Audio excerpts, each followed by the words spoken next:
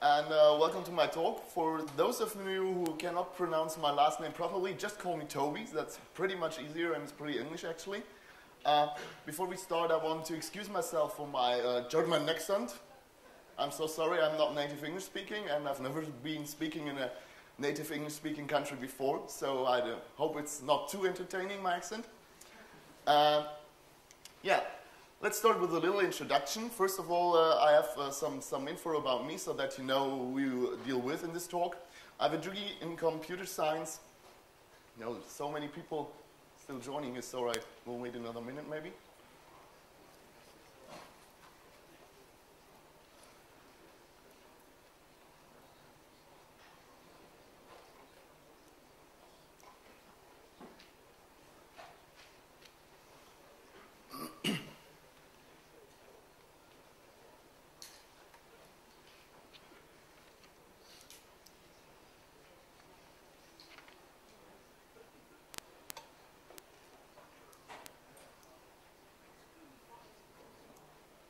So it seems like everybody had to grab coffee right before the last talk, so that people don't fall asleep. I'm very happy about that one, actually. Okay, let's start again. The short version. Damn, still people coming in. Hurry up, guys. Time is short.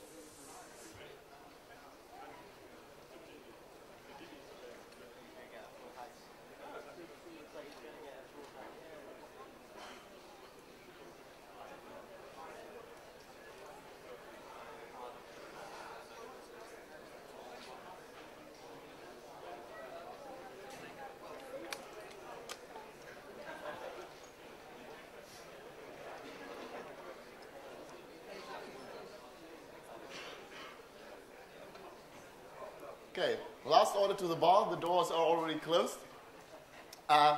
Yeah, thanks a lot everybody for coming here again. I already started like 3 minutes ago, but no worries, I can just start over again.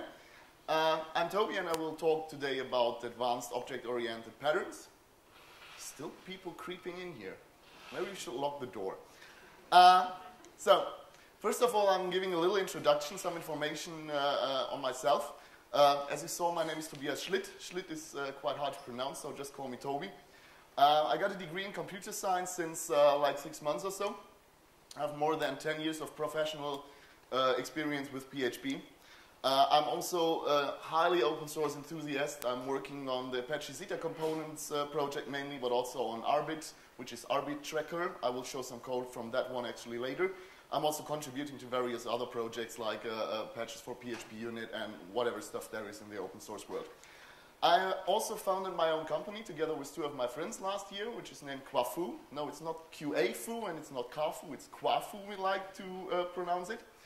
And yeah, what we do is we help people to produce more high quality PHP code. This ranges from teaching correct object-oriented design and programming to stuff like unit testing and continuous integration and continuous deployment, configuration management, and all these things which belong to a really high-quality life cycle of PHP applications. So if you're in need for such things, don't hesitate to ask me after the talk, right?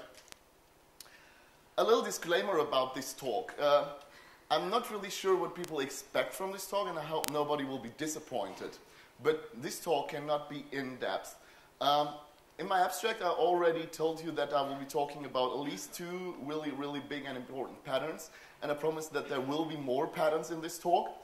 But actually, when creating the slides, I had problems putting in more and more patterns. So we will see a little bit more than proposed in the abstract, but not that much. And we won't go into really, really detail on these things. But I will still show some code for you. This talk shall basically inspire you. So Who of you has been using object-oriented patterns in its development? Okay, everybody has done that. That is really cool. I hope these patterns I'm showing you today will also inspire you to make use of them, but we'll come to that in a bit. I will not show you any UML diagrams. Who likes UML diagrams? Okay, who hates UML diagrams? That is pretty good. That is why I don't show UML diagrams here. I'm better in showing you some class stubs and some real PHP code so that you get a real impression on what it looks like when coding such stuff. Yeah, that is what I'm saying here actually. And one issue is this talk can seriously harm your coding habits. So if you get really on a trip with doing like dependency injection, this can really harm your habits. Like you will not going to do any spaghetti code anymore. You will write flexible OO code. I should not promise too much here, so don't get disappointed later on. Anybody has a clue what patterns basically are? Are patterns universal solutions? Who would agree with this? Patterns are universal solutions? That is pretty good that nobody agrees with that one because I consider it really incorrect. Are patterns good habits? Who agrees with patterns are good habits? Just raise your hand, don't be shy.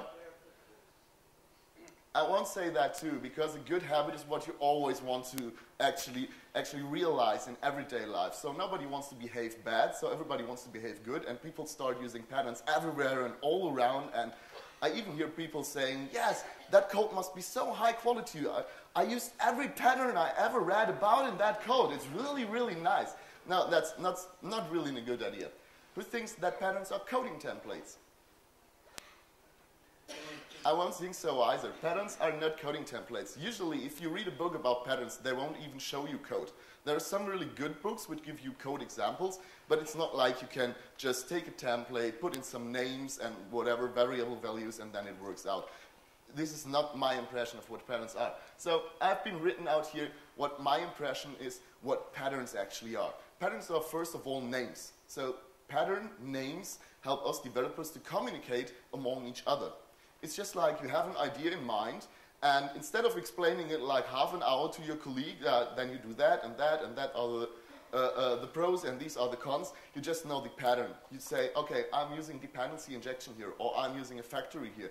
And if the other colleague also knows the name, then he knows what you're talking about, and he's in mind what idea is behind that. So for me, patterns are names for proven ideas, how a certain class of problems can be solved. Who would agree with that one, actually? Okay, pretty cool. Good. In difference to that, patterns cannot be applied to every problem. It's not like in every problem we will face, there exists a pattern to solve it. Patterns are not directly transferable to code. So the code which you will see in my presentation only gives you an idea how a pattern can be realized. How you actually realize the pattern in real life, in your project, is really, really, really dependent on your concrete problem and the concrete solutions you pick there. And patterns are not always the best solution. That just as a side fact, but I think everybody knows that. Good. How can you classify patterns? Rough overview. You have creational patterns, structural patterns, behavioral patterns, and the new shiny thing is that you have architectural patterns. But in the end, coming back to my sentence, patterns are just names for ideas, so you can consider everything basically a pattern. Every coding idea you have can be made into a pattern by just giving it a name and explaining it to people. So I don't give much on these classifications of patterns. I've put together some of the most known patterns, I think. So who of you has been using signal observer pattern? Okay, quite a few. Who has been using the iterator pattern? Some more. Visitor. Yeah. Adapter. Factory. Yeah, thought that this wasn't the most common. And who has been using Singleton? Only once. That's a pretty good thing because Singleton, if you're using Singletons, please remove them from all of your code. Singletons are so bad. The most crucial problem with Singletons is that they introduce a global state in your object-oriented application. And a global state is just what we wanted to get rid of when starting to program object-oriented. So please get rid of all of your singletons, and especially if you want to get into unit testing, singletons are really, really a mess for testing. But we will see in a bit where this comes into place. Okay, the first thing I want to talk about today is dependency injection. Who of you is using dependency injection actually? Okay, I think more of you people are actually using dependency injection without knowing the name for that pattern. If we look at the goals of good object-oriented code, then we have quite some attributes that it should have. Good object-oriented code should be modular. So you should have small units of code which are considered a module, which have a clearly defined API, which are easily to maintain, which encapsulate a certain aspect of your application, so that you have nice small pieces of code which you need to maintain later on. Also, object-oriented code should be flexible. You should not have to change the whole code base just to realize a new shiny feature for your client, or just to change a behavior your client expects to be different nowadays. And object-oriented code should be reusable. That is one of the really crucial aspects of object-oriented code, that you can simply take code from one project and reuse it in another project because it needs a similar functionality. And nowadays, code should also be testable. Who of you is using unit testing in daily work? That is pretty good. So you are all interested in testable code actually. And dependency injection helps you to provide testable code. Finally, good object-oriented design is meant to be solid. Who knows the solid principles? Okay, very few of you. I was thinking about handing in a talk on that one, so I should give that talk actually next year. But if you're interested on that, this is the URL where Uncle Bob explains the fundamental principles of object-oriented design, like the open-close principle, for example. It's pretty interesting to read that. It's also very theoretical, but if you understood these principles once and you are applying them to your code, it brings you a large step forward, actually. Good. Here is some PHP code which is object-oriented. It's very few code, but it explains what I wanted to show you. We have a message dispatcher, and this message dispatcher is meant, to dispatch some messages. If you, whatever call a send message method, it will take some magic to determine, okay, where to send this message, and we'll send it either to a Jabber service or a mail messenger, or it will send it to both. And in order to realize that, we have mail messenger implements messenger, so these things here implement a common interface. Who of you sees an issue with that code? It's nice, object-oriented. Okay, anybody? Just shouting, what's the issue? Yes, exactly. And hard-coded dependencies make this code inflexible. If you want to reuse the message dispatcher in another project, and this project should not send Jabber messages, but whatever, ICQ messages, or log to some log file or something, you cannot easily do that. You need to change your classes actively. You need to change code you have once written. And that's a thing one would like to avoid in object-oriented programming whenever possible. Whenever possible, of course. It's not always possible, but you should try to avoid that as much as possible. So it's not flexible. You cannot exchange these messengers in here, and therefore it's also not really reusable. It's also hardly testable. So if you're writing unit tests, and your messenger is always sending email messages and Jabber messages to your colleagues, that's not very good. Every time you run your unit test, receiving lots and lots of emails is not a very nice idea. So it's also hardly testable. This code actually shows you how it can be done cleaner. I will go through that code in small steps because it's really a complex structure here. So we have our message dispatcher again. And this message dispatcher receives an array of messengers which implement a messenger interface. So here now we can replace the messengers just by arbitrary messages we implement, maybe a null messenger for testing or something else. The mail messenger in itself also receives some transportation class, so it's using an SMTP transportation to send emails through SMTP, and it also receives a logger, and this logger is also configurable. It receives a logging dispatcher, and this one receives an array of log mechanisms, so it's very high flexible code here. You can configure it whatever you would like to do. You can test the logger without actually logging to the disk. You can test the mail messenger without actually sending a mail. You can test the message dispatcher without sending Jabber messages. So this is basically what you call dependency injection.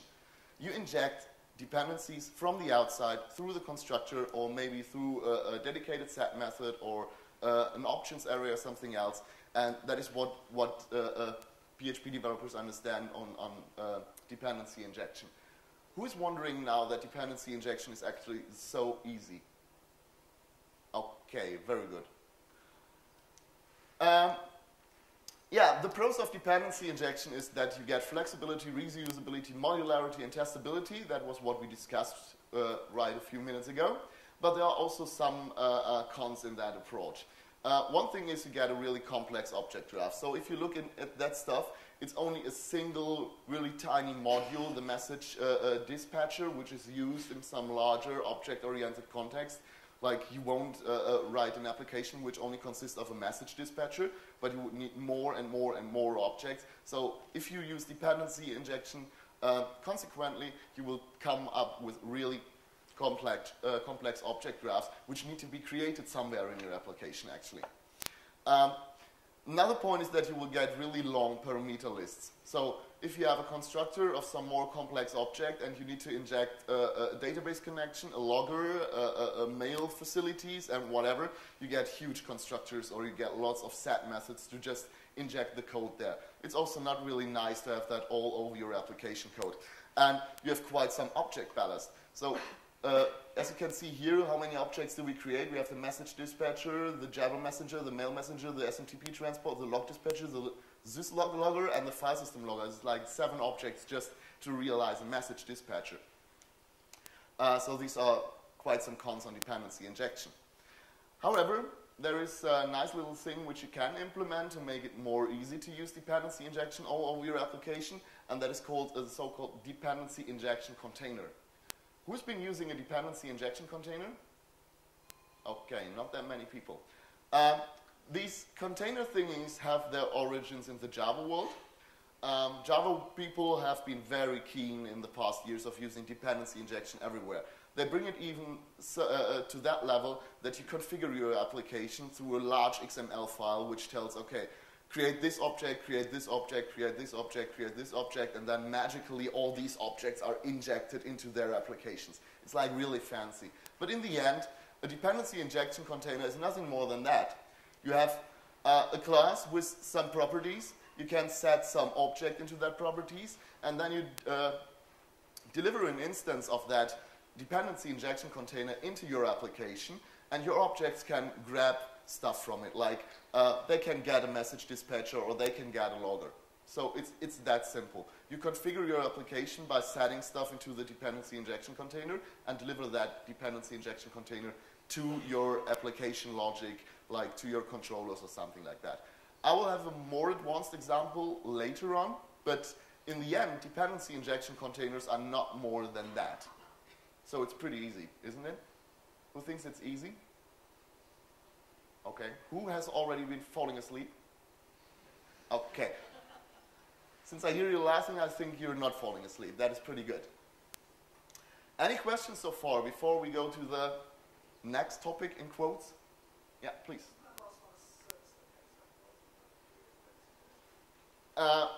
It's like, yeah, the difference between service locator and dependency injection container is really fluent, I think.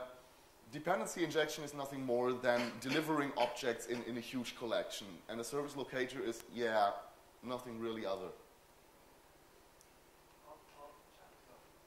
Yeah, let's chat about this in a beer. Okay. Who of you has been using lazy initialization in a project? Okay, so I hope I don't bore you with this one. One thing, especially if you're using such complex and flexible object-oriented structures, is, yeah, you have complex structures, and building up the whole object graph is really time-consuming.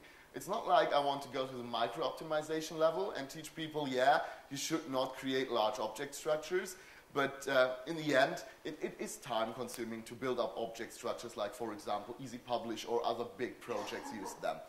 And it's also memory-consuming since you need to create these objects all in memory.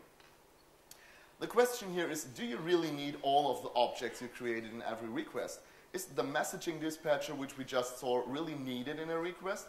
Or can we just instantiate it in the places where it's actually needed. But if we instantiate it in the places where it's actually needed, we can't use something like a dependency injection container actually, because you then would need to create that in the code inside your controller when you just need it, and that's also not desired.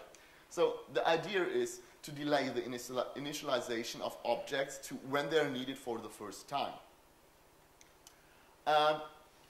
This example is also pretty straightforward, like the really small dependency injection container which I just showed you.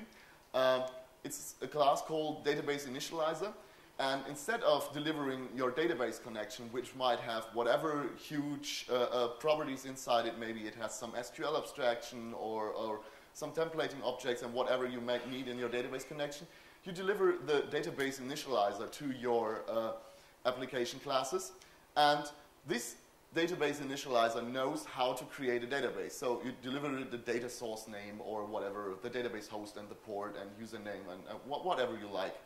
And at the first time, if some object calls the getDatabase function, it looks inside, do I already have a database connection created? If not, I will create one and then I will deliver it to you. So you delay the initialization of the highly complex database object or highly complex mail sender object or templating engine or whatever, until you really need that stuff. So in case you just need to display an error to the user because he has whatever filled out a form incorrectly, then you don't need a database connection and you won't create the database connection actually. You only have this slim database initializer object which is, has a very low memory footprint. It's very easy and simple to create, and once you need the database connection, it will create it for you in the background without losing the flexibility of replacing the database connection and stuff. Okay, so one nice idea is now to combine the ideas of dependency injection and lazy initialization. What we actually want to have is we want to inject all of our dependencies from the external, like we've seen in the dependency injection examples. But we only want to have objects initialized on the go whenever we need them. And what would be really, really nice is if dependencies between these objects would also automatically be resolved. We saw that the message dispatcher needed an email messenger and SMTP transport and whatever things. So it was a really complex graph. But what would be nice if we could say, please create me a mail messenger, and you will find the transport it has to use here in another place. I don't care for that right now when I'm writing the code which creates the mail messenger. There are pretty many dependency injection containers out there. I'll have a list of important ones right after this example for you. The one that I've been choosing here is the one that I know best. It's from the Arbit project. And yeah, it's an example for, in my eyes, a very high-end DIC. It does lots of magical stuff for you and makes it really easy for you as a developer to use dependency injection. It, for example, supports shared object. That is like the database connection we just saw. It's a shared object. It's not recreated every time somebody requests it. It uses closures. Who has ever been using closures in PHP? Oh, many people already adopted PHP 5.3. That is quite nice after, how old is it now? 1.5 years or something? Or 3 years? Or I have no clue. But yeah, it uses closures. And it also has inherent dependency resolution, which we will see in a bit. So how does it work basically? You have a base class for all your DICs. And then you can extend this base class. And in the inherited class, you can define which objects are contained in your DIC. We will see that. And it makes heavy use of interceptors in PHP to offer you as a developer a convenient interface to accessing these objects. I will sadly not go into implementation details on how we realize the Arbit DIC in the backend, but if you're interested in that one, that is a link to the code and you can look it up online. I will better show you how to use it so you can get an impression how you can use DIC in your project, and maybe you also want to use this class in your own project. So it's open source, you can just download it. The basic here is that we have a class Arbit dependency injection container, and we can extend that class to form an arbitrary DIC. That is a very important point, that you have some base interface or base class for your dependency injection container, because you want to be able to replace that actually. And does not make sense to request a certain class and to override that. So having a base class or interface here is very same. And then we have this initialize method, which is basically empty in the base class, and which can be used by derived classes to initialize objects they want to have. So how do we do that? It's pretty simple. We just say, okay, please assign to this property the following closure. So a closure is just an anonymous function, basically, which can resize parameters but does not have a name, and it's callable as you store it in a variable or submit it to a function or something like that. So in this case, we always submit the DIC itself to the function again, and that is where this inherent dependency resolution comes into play. Since every closure here resize the dependency injection container as a parameter, it can access it again and request further objects from them. So here's our cache which we will store. We have a file system cache here, and this file system cache is relying on our request and on the current controller. So it can determine whatever the place to store files and the current scope it is in and all this stuff. So in the end, we only have this very slim function definition here relying on our cache property, as long as nobody is requesting the cache. And if an application requests the cache because it wants to store or restore data from it, then this closure is executed, a new file system cache is created, and this one asks the DIC again for its dependencies. I have another example here. So this is the messenger example we just had, basically. We are storing another property which is called the messenger. We also give it a closure.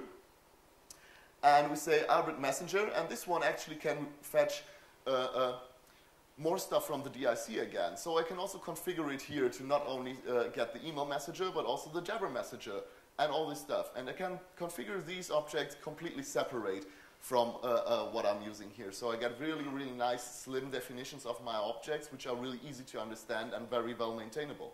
I can also just derive the Arbit environment DIC with something like Arbit environment command line DIC, and if I don't want to output stuff to the web in that command line environment, then I can print it out to the console by overwriting just one or two objects in the DIC. So I can selectively replace my dependencies and replace my objects inside the DIC. Final example, which uses quite a lot of these things, it's the mail messenger we just requested here. You see, you get the mail messenger. So we need to define it somewhere. And so we define a mail messenger here. It's also a closure. It resides in the DIC. And the mail messenger is created from the DIC, from the mail transport. So you can replace transparently how mail is sent by the mail messenger. And it receives some configuration options and also some decorator stuff. But this is Arbit internal things. Any questions to dependency injection containers? Yeah, please. How do you test them? Yes, testing a dependency injection container itself is pretty easy because it does not have hard-coded instances in it. So I can test the base class by just writing a derived class and testing some stuff there, some dummy objects which are in there. But yeah, in the end, you can also test if the closures are all correct by just requesting the closures in your test case and looking if the correct objects are in there and if the resolution has happened. So that's pretty easy. But testing things that use them must be done with it. You've got to have a mock DIC that returns mock mail transports and mock everything else. Yeah, but if you're just testing a single unit, you know what things are requested from the DIC in that unit, and you can simply create a very, very slick DIC which just delivers mock objects for that use case. So for example, if you're testing the mail functionality, you just need to replace the mail messenger which is requested by that thing, and you use a dummy mail messenger or something which writes to memory, and yet then you have pretty nice thing for assertions. So testing is really easy on basis of dependency injection containers. More questions? There was another hand somewhere. Oh, it's... Okay, I think it's gone. If you want to know more about dependency injection and want to see more dependency injection containers, you don't need to write that stuff down. I will upload the slides later today and put the link on Joined in, so you can just download them from there and click on all the links. There is Pimple, which is a dependency injection container by Fabien Potencier. I hope I spell his name correctly. which is actually was the inspiration to create the Arbit DIC. So you find many familiar things between these two dependency injection containers. Bucket is also a dependency injection container, which you can find on GitHub. The Symfony dependency injection container should have some similarities to the one of Fabien up here. And if you want to really get into dependency injection and why you want to do that, I recommend reading the article draft by Martin Fowler, who wrote some interesting stuff there on why you want to do that and some theoretical backgrounds on dependency inversion and dependency injection. So that's also pretty interesting. Good. The last but a little bit bigger chapter I want to discuss is data storage. I have promised that in my abstract.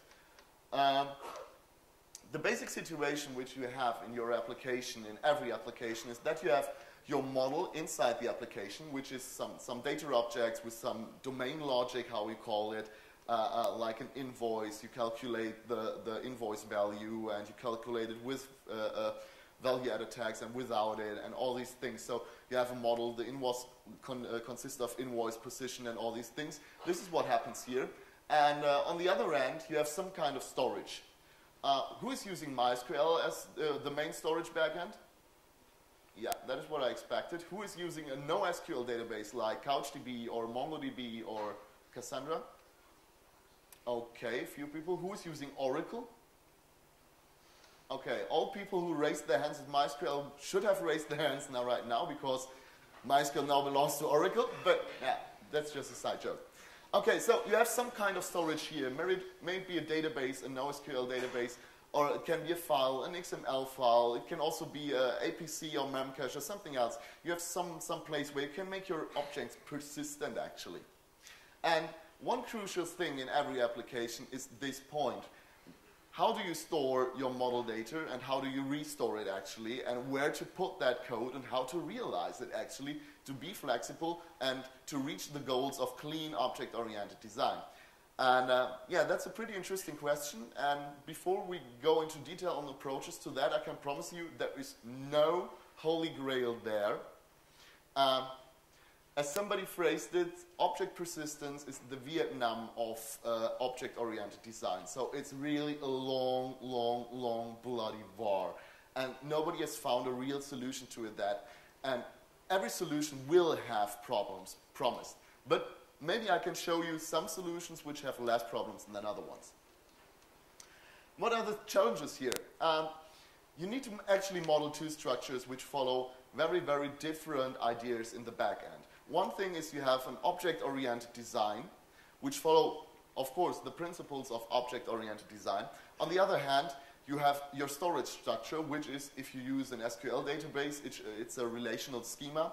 If you use CouchDB or another NoSQL database, it's not really a schema, but it's a document-oriented approach, which is also quite different to an object-oriented approach, like concerning references between objects. If you're using a plain file, you have some other constraints in the backend, like you cannot store everything in a single file. It's very slow, but you can also not create millions of files. And so you have constraints in your storage backend, which do not apply to your object-oriented interface, and you don't want to mix them up, actually. One thing here is the object relational impedance mismatch. You can read about that on the internet, lots and lots of stuff, long articles discussing where the differences are between object-oriented modeling and relational database modeling. I won't go into details here. I think everybody knows that there are differences between models in your application and storage on the other hand. You also have different access approaches to your storage engine. Like the CouchDB is connected through HTTP, so you always need to create a socket at least for sending an HTTP request and receiving stuff. MySQL is another access approach. MySQL is using SQL as a query language. CouchDB does not use the real query language, but you need to define views on the back end using JavaScript. So it's pretty different, these access strategies. Yeah, one thing is you want to exchange your storage backend maybe. Who has ever wanted to exchange a storage backend? Maybe migrate from Oracle to MySQL or from something else? Very few people. Who thinks he might come to the point where he wants to exchange storage backend? Yeah, more people. In the end, you might even want to exchange your storage backend selectively, like replace some really heavy calculations in Mysql with fetching them from a memcache if available or something, or migrating some really not relational data to a CouchDB backend that's still storing the main data of your application in Mysql. That are scenarios which might happen, especially in large applications, and especially if you're building a product and not a single website. So there are even more challenges in this storage idea. If you think more about it, I'm pretty sure you will come to more challenges and problems you will face. But these are already enough, I think, to discuss the basic idea you have here. The first thing I'd like to show you is active record. Who has been using the active record pattern? Okay, who is satisfied by the active record pattern?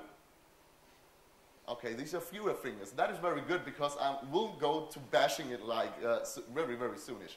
The idea in active record is that you have your model objects, your model classes, and these model classes typically combine your business logic, which is in them anyway, but also the storage logic, which enables you to insert and update the objects in the database. So you have some data in here, you have some storage logic here, but you also have functions like insert and update, and typically you realize that by a common base class. You don't have to write these functions again and again. The SQL statements look pretty similar. With some introspection, you can actually see pretty easily how to insert these objects, how to update them, how to find them, and all that stuff. So it's common to have that in a common base class. Those of you who have used active record, was it similar to that? Or not really? Yeah. Okay. So to sum that up, what does active record do? It combines storage and business logic into one single class. Commonly, the storage logic is put into a base class, so it does not have to be written over and over again. And basically, every model class corresponds to a database record. So you encapsulate data in one single line of your database, so you can insert a new line, update it, and that's the basic idea here. Let's come to the pros of active record. It's pretty few. It's just two. It's very easy to use. Even a chimp can use an active record. Like, it's so intuitive, saying, "Oh, I'm building a new invoice and store. Oh, nice, it's in the database. That's so fun." And it's very few code to write, since you can put lots of your database logic in the base class and don't need to rewrite that for every model class you implement. Of course, there are also some cons. One of the biggest cons is that your model structure actually equals your database structure. And as I said before, this is not really desired, because those structures follow very different principles. And if you build a complex model structure, like for example, you are trying to build a competitor to SAP, then you will have really complex models, and you don't want them to mimic your database, actually. So that is a really bad thing to do. Also, your classes become more complex. Even if you put lots of your storage logic in a base class, you still have inside your classes and storage logic, you have lots of business logic, and this raises complexity quite a lot. You have broken your object semantics, basically. So an invoice does not usually inherit something like active record. If you want to build a semantic model, like a real business model, then this should try to mimic your real-world objects and not inherit for something like an active record. Like a car maybe extends vehicle, but not active record. So this is a very bad thing if you're wanting to build a real clean object model. And every time you change something in the database or in the object model, the changes immediately ripple over. So like, add a new field to the database. Consequently, you need to add a new field to your object, no matter if you actually use that or if you just calculate the field in a trigger and the application does not even know about that. If you replace some object structure, like instead of a single invoice position, you now need multiple invoice position. This is a huge change in the database backend, which is just coming from the model. So every change on one of the sides has immediate effect on the other side, and that is also a really bad thing. Yeah, the storage logic is very hard to exchange. If you have a common base class which implements all these things like store and update and things, it's really hard to exchange that, especially selectively. But if you exchange that, you need to do lots and lots of tests for seeing if it works with every of the derived classes again and things. And that's not really a thing you want to do. And for those of you who do unit testing, which were the most there, it's really, really hard to test. Like, how would you test if an invoice can be stored, if the storage logic is right inside it, and you need the database in the back end? Tests are getting really, really slow. You have different behaviors and different systems with different database versions. And you don't want to have all that mess inside your objects when just wanting to test the business logic or to see if a storage call is correct in the back end. I hope everybody agrees that decoupling business and storage logic is a good idea here. So who agrees with that one? Just raise your hand. Decoupling, whoops. I'm sorry. I think that were most of you. That is very good. Lesson learned. The next pattern we want to look at is the so-called row data gateway. If I remember correct, the Zen framework implements something in that direction. A row data gateway allows you basically to have independent classes which encapsulate your database structure and make them independent from your model. So instead of having some fancy extends active record here, we just have a data field here, and we have our business logic inside the invoice, and in order to get the data, we insert some invoice gateway to it, which models the gateway to the database actually. You can of course realize that differently, like having an invoice gateway and then moving the data from the invoice gateway to your model or something like that, but that's another pattern, and we will look at that later on. So the idea here is of course that you have independent classes which are just for the purpose of modeling database access, and then you have your model which makes use of these classes. So it's pretty easy to test your business logic without having a database involved, by just making a mock of this invoice gateway which contains some fake data and things. It's much better than we've seen before. So what does row data gateway do? It already decouples storage from business logic quite a bit. Still you get a convenient OO interface, like in your invoice gateway you have still these methods like store and update. So the chimp does not need to get used to really new complex environment for storing its invoices. But it also has still some objects coupled to the storage logic, so it's still a pretty tight coupling. There's also, just as a side hint, a pattern called table data gateway, which I won't go into detail on right now, which is a similar approach, but yeah, you should read about that, and I won't go into detail here. Good. Where are the pros of this row data gateway approach? One pro is that it's still pretty easy to use. The other pro is that there's still few code to write. You can generate the gateways pretty easily, as with the active record base class, which can also be reused. Generating these gateways from the database is pretty easy since they really model the database structure in an object-oriented manner. It's much easier to test. We just had that, so you can inject the gateway, a dummy gateway, into your model classes and test them independently from your storage logic. Still, we have on the cons part, we have some objects which model our database structure. It's not our business model anymore, which is a good thing. But still, there are objects which are, have the sole purpose of modeling a database structure in object-oriented manners. Changes still ripple over. They don't affect your business model, so they don't affect the critical part of your application actually, but they still affect some of your objects. And yeah, it's still hard to exchange the storage logic because you have these methods that are insert, update, and yeah, they typically contain hard-coded SQL and things, so it's not really easy to exchange the logic behind that. Okay, any questions so far?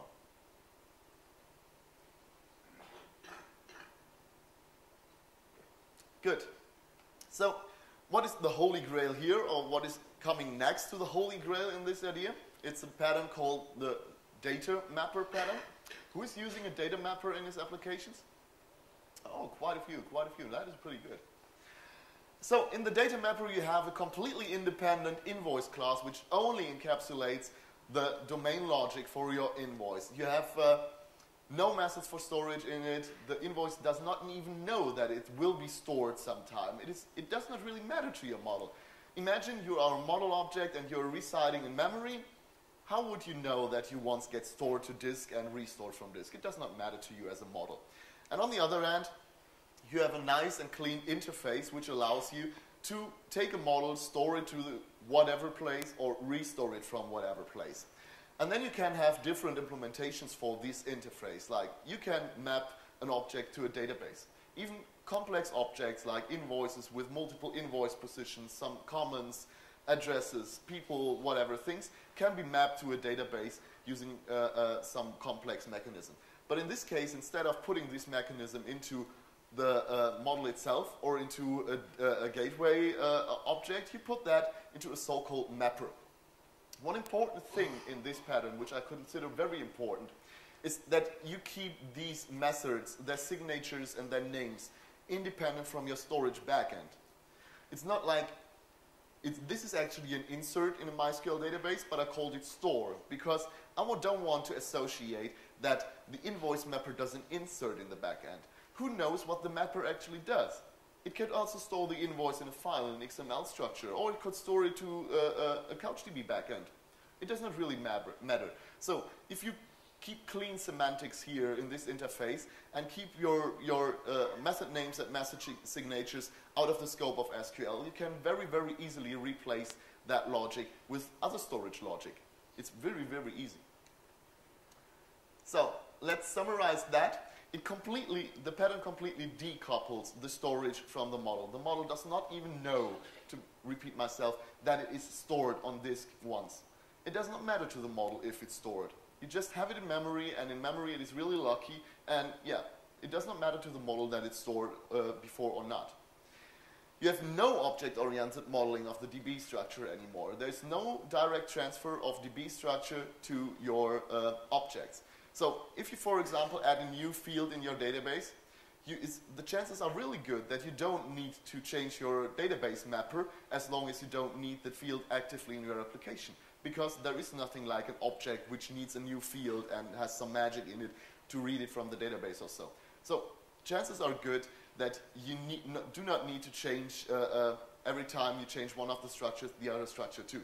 Of course, if you need that field, which you just added to the database, inside your application, there is no way around that. But if you don't care about that, what your database administrator does, putting new indexes in there, new fields for new indexes, new trigger stuff, it doesn't really matter to you as an application developer. And yeah, the model does not even know that the database exists. I'm repeating myself quite often here right now. So what are the pros here? The pros are you have a complete decoupling from the database, which is what we actually desire. Model is not aware of storage, again, this point. You have a really clean storage interface. You don't depend on that, oh, I have a MySQL thing in the background. Does anybody remember 5 years ago, though, was there an alternative for storing stuff in a MySQL database? Maybe except for storing it in a file? I don't really know. Every PHP application was just built on, okay, I'm storing it in a MySQL database. There is no other way for storing data actually. Nowadays, you have the choice. You have these full NoSQL thingy in the background. People start even storing data only in Memcache servers, like, for example, look at Facebook. There is primary storage is Memcache servers.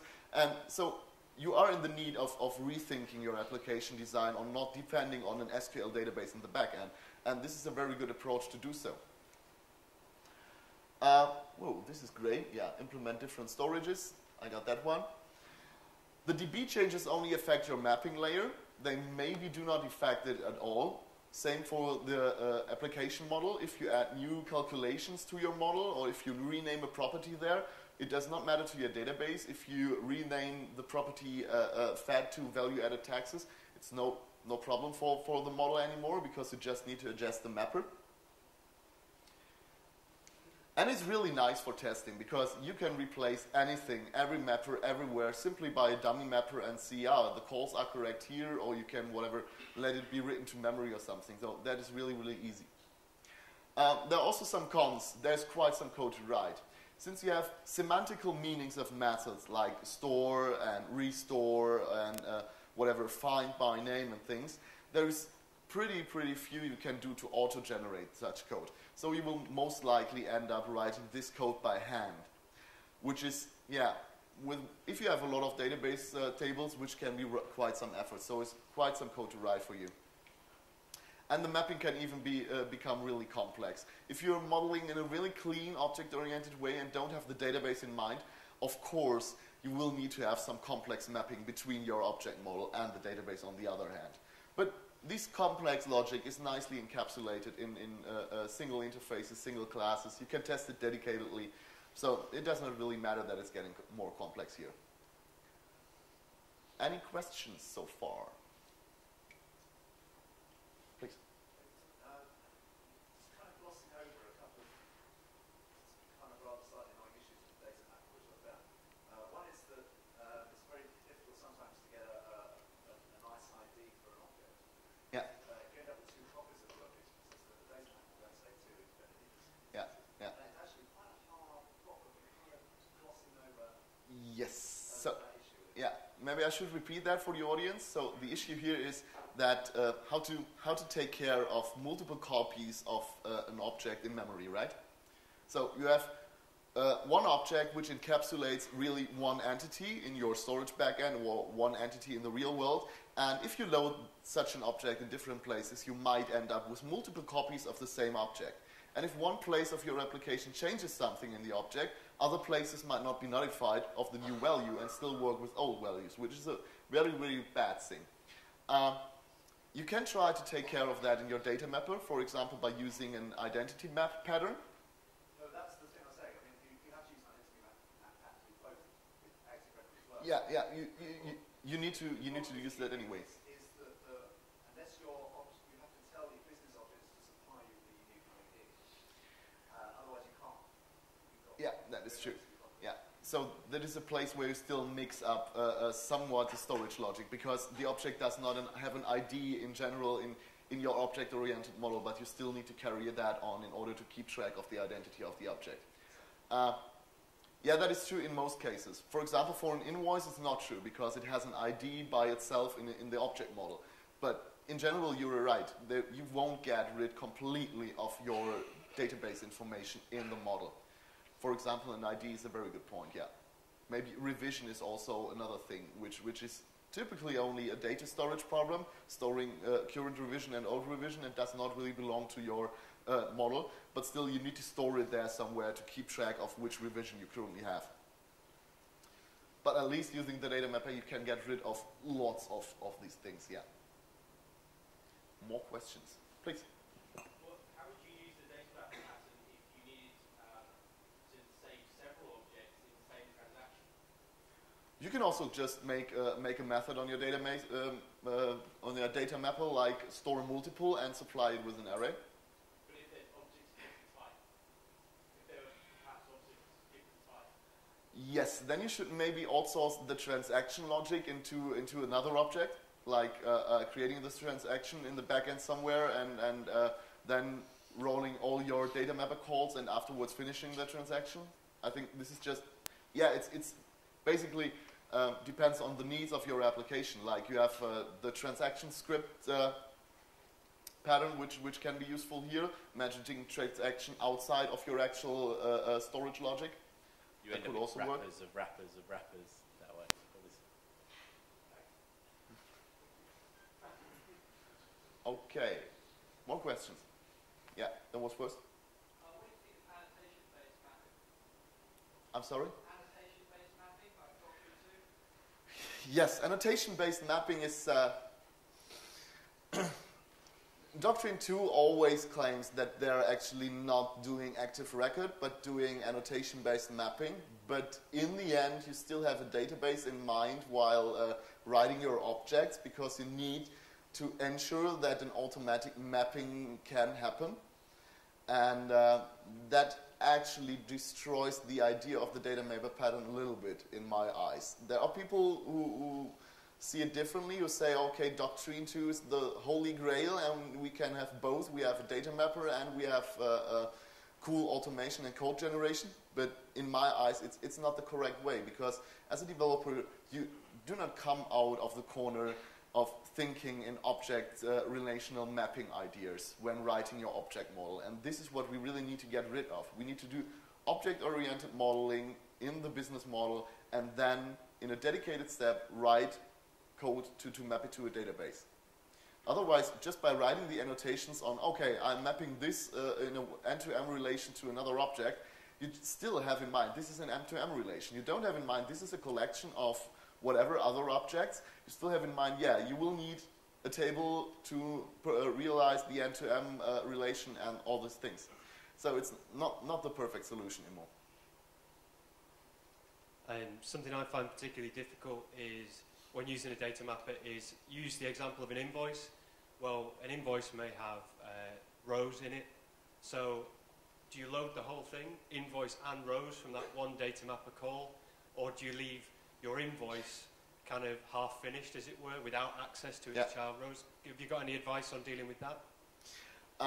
Yeah, if you combine the ideas of lazy initialization and the data mapper again, you could just place some stop objects instead of your invoice positions there. These stop objects know about the data mapper, and as soon as they are requested, they can load themselves. But yeah, that is one thing. Then your model actually contains, again, some database logic, but it does not know about that, because you just implement the same interface in your stub objects. And working with your model does not know that there is some transparent loading in the background. That depends on case to case, but there are solutions for that problem, or at least solution attempts for that problem. Okay, so I think I'm pretty much done with my time. I'm not sure yet because of the issues at the beginning. The ideas of these data storage patterns have been taken from the book Patterns of Enterprise Application Architecture by Martin Fowler. I really, really highly recommend you to read that book. It's very, very interesting, and he has some very, very good practical examples showing how patterns are realized in Java and C# and I think even C++ occasionally. He also discusses lots and lots of more patterns which are related to these storage things like the identity map, the unit of work, transaction script and things. It's a really, really good book. It's also really funny to read, so I laughed quite a bit while reading it. Martin Fowler is writing really, really good books, not so technically dry. Thanks a lot to him for inspiring me with these ideas. So what should be the conclusion of this talk? On the one hand, as I already told you in the very beginning, patterns are not the holy grail. It's not the idea to use a pattern every time you're trying to solve a problem. You need to adjust patterns. So if you read this Martin Fowler book and compare it to my code examples here, you will quite notice some differences. But patterns are not code templates. They're just ideas. And you should adjust these ideas to your concrete needs, to your concrete problems in your project, and not just blindly code them as you have once seen them. So they are not the holy grail. Patterns assign names to good ideas, so every pattern has a good idea in the background. Even Singleton once had a good idea in the background. In the Java world and in long-running processes, Singletons might still be of use in some points, but not in PHP projects. Please do me a favor, do not code a Singleton anymore. Every time you code a Singleton, some other developer is dying a really, really bloody death. Patterns help you to talk about concepts. So if you know many, many patterns, or at least the names, and the familiar concepts behind that, it's much easier to talk to your colleagues like, oh, we should be going to use a data mapper here. And the other colleague states, oh, it's such a tiny application, just let us use Active Record. It's so much easier. And you can get really to the point of bashing your heads against each other instead of discussing the implementation details or concept details in the back end. And yeah, patterns can inspire you, but don't take them too literally. Take the idea, use the idea in a combination that is really sensible for your application, and don't use them blindly, please. Any further questions left? I need to check the time. So how was it? Oh, that's quite okay. No more questions? Yeah. Please. I'm really sorry. I didn't get you. Maybe there is a mic for you. Would you be able to describe the exact, like the difference between a shared object and a singleton? Because it looks like they're quite similar, and I don't. They're looking quite similar actually, but there is a huge difference. A singleton is always coupled to a class, so there is a static dependency on one certain class, like my singleton get instance, and you don't have a possibility to exchange that dependency to the class. You cannot, make it request a derived class or something like that in your code, and that is pretty evil. And a shared object in a dependency injection manager can just be replaced during runtime, just inserting a new object into the DIC. That is the basic difference in it.